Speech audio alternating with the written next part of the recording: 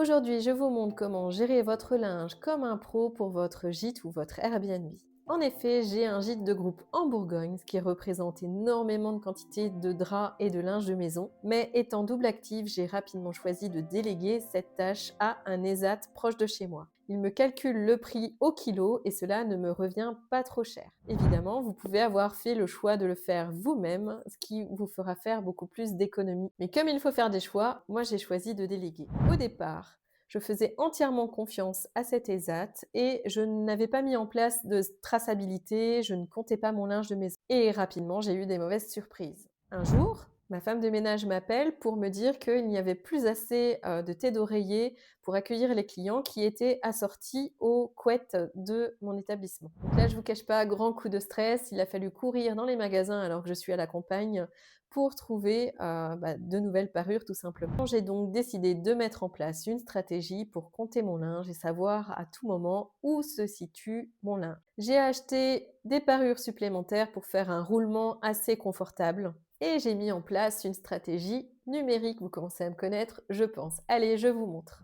Alors tout d'abord, j'ai commandé une série d'étiquettes thermocollantes que je suis venue appliquer à tout mon linge de maison avec un fer à repasser. Donc j'ai écrit dessus le nom de mon gîte avec un pictogramme pour mon identité. Cela évite à l'ESAT de perdre un de mes draps, car si jamais il y en a un qui traîne, qui a été mis de côté, eh bien il sait directement que cela m'appartient. Alors, pour ma traçabilité, j'ai choisi d'utiliser un outil qui est juste génial, un peu complexe certes, mais franchement, ça aide énormément, surtout pour ce genre de tâches. Je me suis fait une base de données sur l'outil qui s'appelle Notion. Et si tu ne connais pas encore Notion, je te mets le lien en description. Et franchement, je vous recommande cet outil si vous ne le connaissez pas encore. Donc je me suis mis plusieurs lieux. Tout d'abord, il est possible que par moment, les draps ou du linge de maison soient dans le gîte, dans les chambres. Donc là, on voit que comme je viens de faire la sortie, il n'y a plus rien du tout. D'accord ?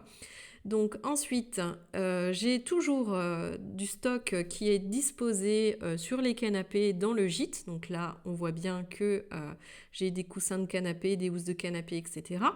Et puis bien sûr, tout mon stock dans l'armoire.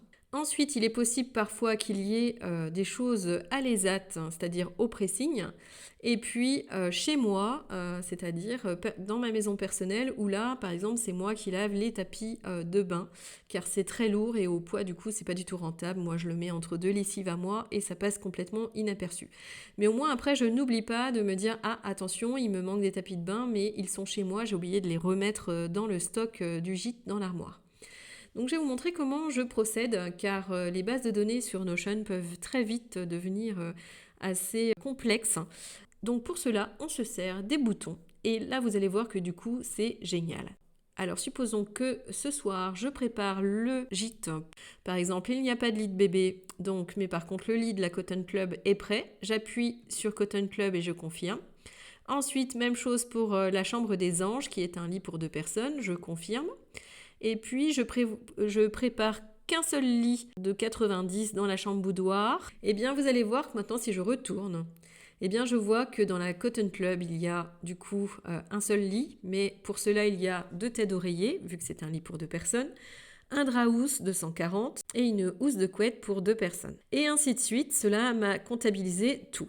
Maintenant, supposons que comme ce matin, je vais dans mon gîte et là, cette fois-ci, je fais un check-out. Eh bien, je clique sur check-out, je confirme. Et là, du coup, il passe tout ce stock tout simplement chez moi. Parce que pour le moment, l'ESAT n'est pas encore venu ramasser le linge. Il va du coup ramasser le linge demain. Donc demain, je vais venir appuyer sur ce bouton ESAT enlèvement et continuer. Et là, vous voyez que chez moi, il ne reste plus que les 2 tapis.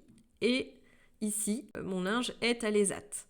Quelques jours plus tard, l'ESAT fait la livraison. Donc je marque ESAT livraison. Je continue et là pour le coup le stock disparaît de l'ESAT et repasse encore une fois chez moi. Je vais au gîte pour réapprovisionner l'armoire. Je clique sur réappro de l'armoire et par magie, qu'est-ce qui se passe ?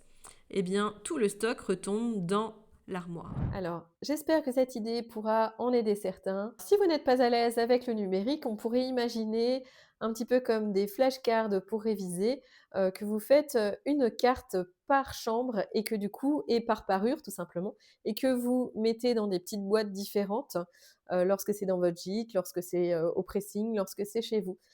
Dites-moi en commentaire quelle méthode vous avez choisie et si ça vous intéresse d'avoir un petit peu plus de précision sur cette base de données Notion, que j'ai mis en place.